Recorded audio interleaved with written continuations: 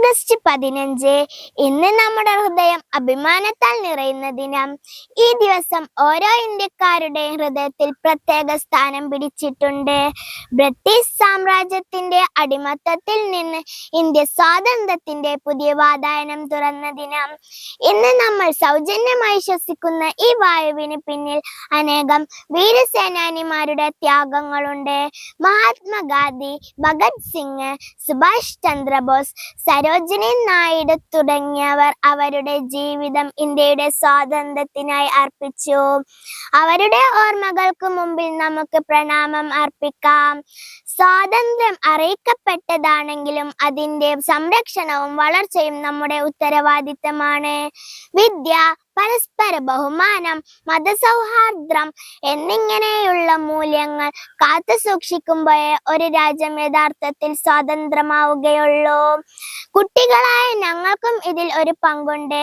നല്ല പൗരന്മാരായി വളരുക, ആത്മാഭിമാനത്തോടെ ഭാരതത്തെ സ്നേഹിക്കുക, മതസഹിഷ്ണുതയും മതസൗഹാർദ്ദവുമുള്ള സമൂഹം സൃഷ്ടിക്കാൻ ശ്രമിക്കുക. നാനാത്വത്തിൽ ഏകത്വമാണ് നമ്മുടെ ഏറ്റവും വലിയ സവിശേഷത. എന്നാൽ ഇന്ന് ജാതിയുടെയും മതത്തിന്റെയും വർഗത്തിന്റെയും വർണ്ണത്തിന്റെയും പേരിൽ, രാഷ്ട്രീയത്തിന്റെ പേരിൽ മനുഷ്യർ പരസ്പരം ഇല്ലാതാകുന്നു. എന്നിരുന്നാലും പ്രതീക്ഷയ്ക്ക് വകയുണ്ട്. ഒരു നാട് മുഴുവനും ഒരുമിച്ച് നിൽക്കുന്ന ജനങ്ങളുടെ പല സന്നദ്ധ പ്രവർത്തനങ്ങളും നമുക്ക് നേർക്കാഴ്ചയാണ്. ഏതൊരു ചെറിയ പ്രവൃത്തിയും വലിയ മാറ്റങ്ങളിലേക്ക് നയിക്കും. ഇന്ത്യ എന്റെ രാജ്യമാണ്, എല്ലാ ഇന്ത്യക്കാരും എന്റെ സഹോദരി സഹോദരന്മാരാണ് എന്ന വാക്യം ഹൃദയത്തിലേറ്റി പറയാൻ നമുക്ക് സാധിക്കണം. പതാക ഉയർത്തുമ്പോൾ മനസ്സിൽ നിറയുന്നത് അഭിമാനമാണ്. ഇത് നമ്മുടെ നാടാണ്, നമ്മുടെ ഭൂമിയാണ്, നമ്മുടെ സ്വപ്നങ്ങളുടെയും ആത്മാവിന്റെയും പ്രതീകമാണ്.